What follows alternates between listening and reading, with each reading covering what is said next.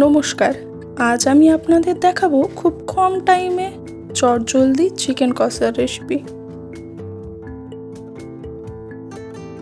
প্রথমে আদা, রসুন, কাঁচা লঙ্কা আর গরম মশলা একসাথে বেটে নিতে হবে। আর আমাদের এর সাথে লাগছে পেঁয়াজ কুচি আর টমেটো কুচি আর ডুমো করে কাটা আলু। এবার আমি চিকেনটাকে ম্যারিনেশন করব। টক দই আর যে মশলা পেস্ট বানিয়েছিলাম সেটা হাফ এখন দিয়ে তারপর তেল দিয়ে মাখিয়ে 15 মিনিট মতো রেখে দেব।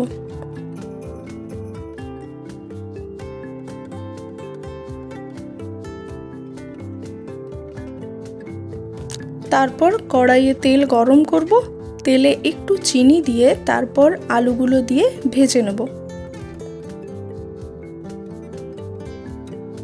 তারপর ওই তেলেই পেঁয়াজ দিয়ে ভালো করে ভাজবো যতক্ষণ না লাল হয়ে যায়।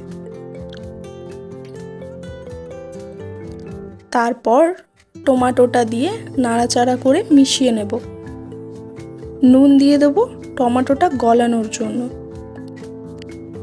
তারপর লঙ্কা গুঁড়ো, জিরে গুঁড়ো দিয়ে মিশিয়ে নেব।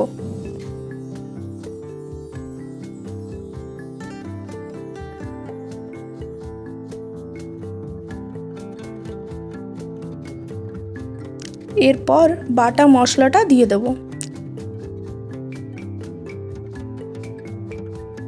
তারপর হলুদ দিয়ে কষাবো।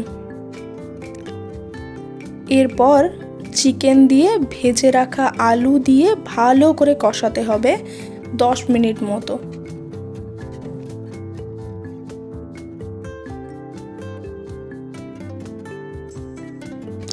ঢেকে কষাবেন যাতে চিকেন সেদ্ধ হয়ে যায় ভালো করে।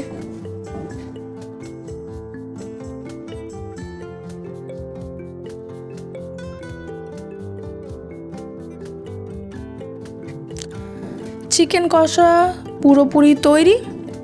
তাহলে আপনারা সাথে থাকবেন আর দেখতে থাকবেন। দেখা হচ্ছে নতুন কোনো রেসিপি নিয়ে।